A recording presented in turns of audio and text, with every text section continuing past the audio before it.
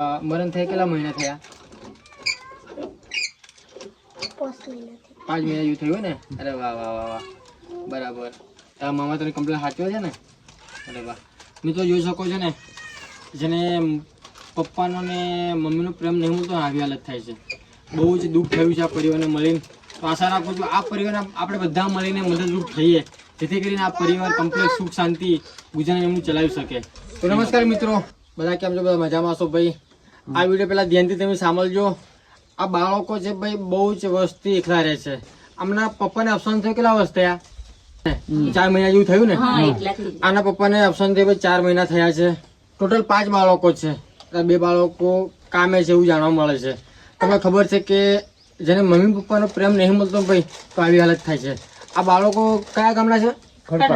ખડપા. બાળકો ખડપા ગામના છે, પણ અત્યારે હાલ રહે છે મામાના ઘરે ભાઈ. આમનું ઘર બર છે નહીં.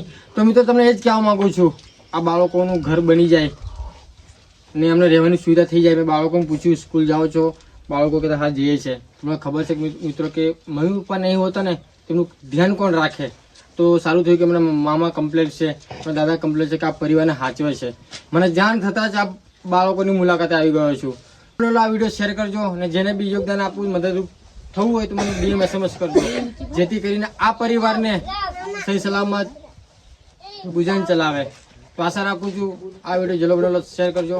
જય માતાજી. તારું બેટા ભણવું છે ને તમારે? તારું છોટું મેહુલ. અરે વાહ વાહ વાહ.